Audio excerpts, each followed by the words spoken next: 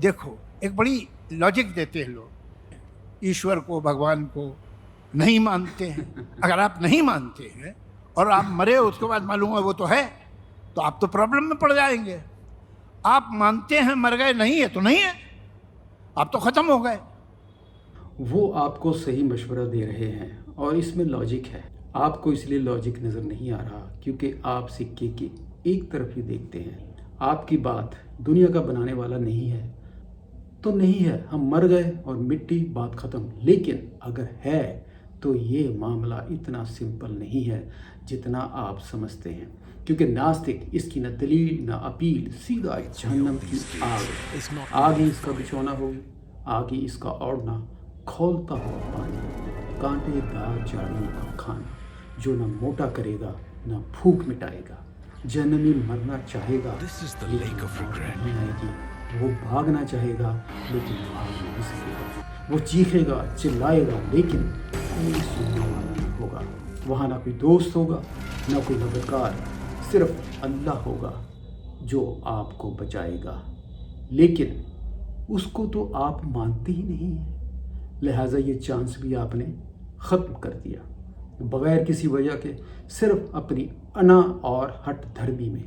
अगर कोई ज़िद्दी नास्तिक ये रिस्क लेने की ताकत रखता है तो उससे पहले ये वक्त आए वो ख़ुद को आजमा ले, अभी इसी वक्त। क्यों? क्योंकि अगर सांस गया तो चांस गया। एक माचिस की तीली ले, उसको जलाए, अपनी हथेली उस पर रखे और देखे वो कहाँ तक बर्दाश्त कर सकता है। और अगर वो ऐसा नहीं कर सकता तो खुदा के लिए, खुदा के आगे अपनी औकात पहचान ले।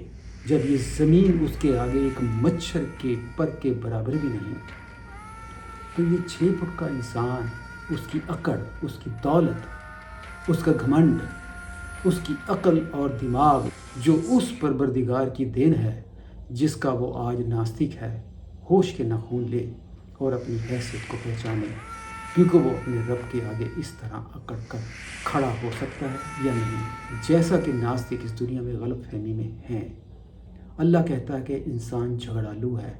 वाकई ये अपने पैदा करने वाले के ख़िलाफ़ ही झगड़ पड़ा, और ये बहुत कमज़ोर भी है, क्योंकि छोटी सी हाड़ की नस ब्लॉक हुई तो इसका हाल देखो क्या होता है। उस वक्त ये अपने रब को ही याद करता है, लेकिन जब अल्लाह कहता है मैं इसे शफा दे देता हूँ, तो ये फिर मेरे सामने अकड़ जाता है और अपना वक्त भूल जाता है। ये सोच के दुनिया का कोई रब नहीं है नास्तिक को एक दिन डुबा देगी।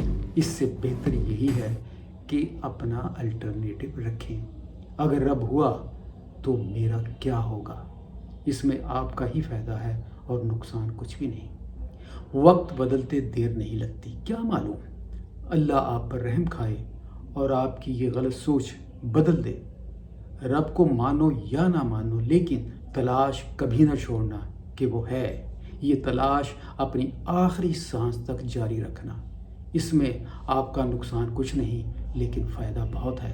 अगर आप तलाश करोगे तो इंशाअल्लाह वो आपको ज़रूर मिलेगा। वो आपको गुमराही में नहीं रखेगा। मैं आपको इसकी 2 मिसालें देता हूँ। Number 1, Yusuf state from Texas, USA. He was in confusion like you. Allah, God, Jesus, धर्म, ये वो, इन सब की वजह से कंफ्यूज थे। Can we prove there is a God? Look around. रात को 2-2 बजे तक डाइनिंग टेबल पर इस टॉपिक पे बहस करते थे। एक दिन क्या हुआ, घर में आए, सामने बीबी बैठी थी और उसके तेवर बदले हुए थे। बीबी ने कहा मुझे तलाक चाहिए। शौक दे, ऐसे लगा जैसे कोई बम फट गया। पूछा ये अचानक आपको क्या हो गया, क्या बात क्या है, आप तलाक मांग रही हैं?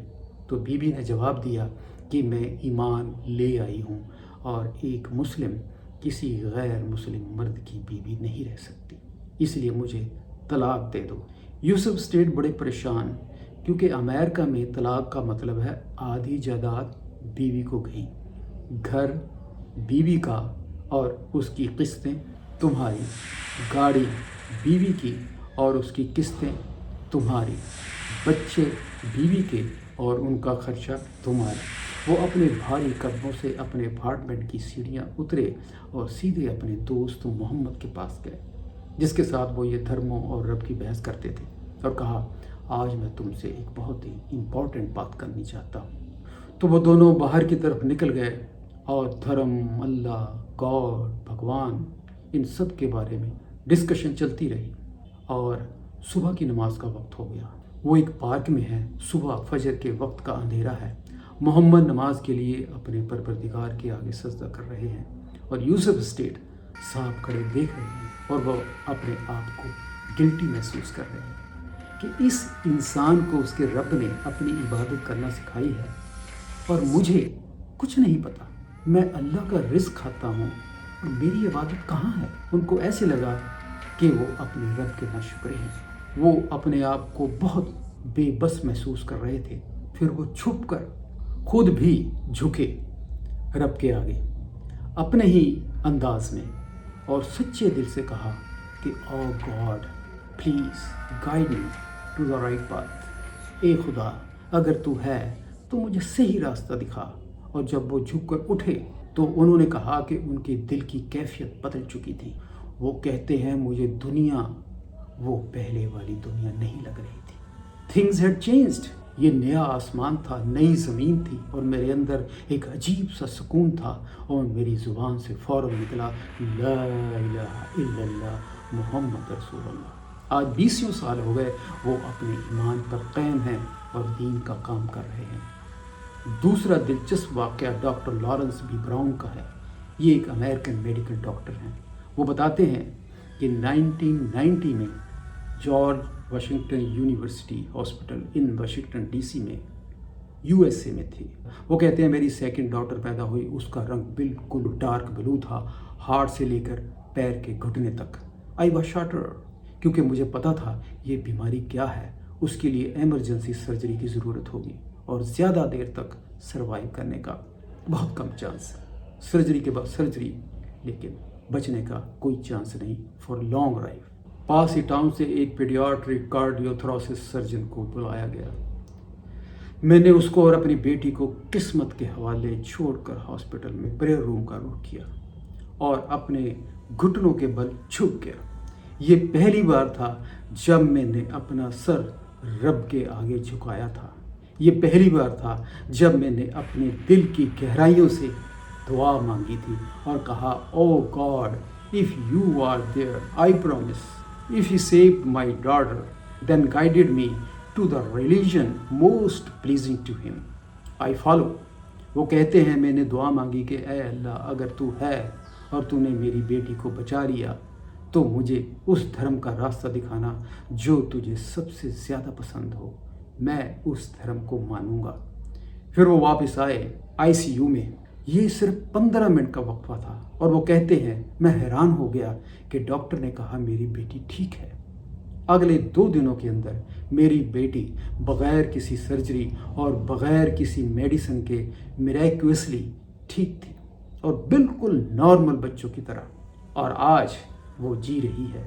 کیونکہ میں ڈاکٹر ہوں، میری بیٹی کسی میڈیکل کی وجہ سے ٹھیک نہیں ہوئی، یہ ایک خدائی طاقت کی وجہ سے ٹھیک ہوئی ہے، اور میرا ناستک پن جاتا رہا اور خدا میرے دل میں گھر کر گیا۔ ایک کے بعد ایک دن بیتتے گئے اور میرے ذہن میں یہ بوجھ تھا کہ گاڈ نے ڈیل کا اپنا پارٹ پورا کر دیا ہے، اس نے میری بچی کو ٹھیک کر دیا ہے، اب جو میرا پارٹ ہے وہ باقی رہ گیا۔ تو میں نے تلاش شروع کر دی، میں نے تمام مذہبوں کی اسٹڈی کی، عیسائی دھرم، جوش، بدھ دھرم، ہندو دھرم، لیکن میرے من کو تسلی نہ ہوئی۔ دن گزرتے گئے اور میری سمجھ میں نہ آئے کہ میں کیا کروں۔ اب صرف ایک دھرم بچا تھا، وہ تھا اسلام۔ یہ دھرم امریکہ میں سب سے ریجیکٹڈ دھرم ہے، جس کی کوئی بات کرنا بھی پسند نہیں کرتا، لیکن میرے پاس کوئی چوائس نہ تھی۔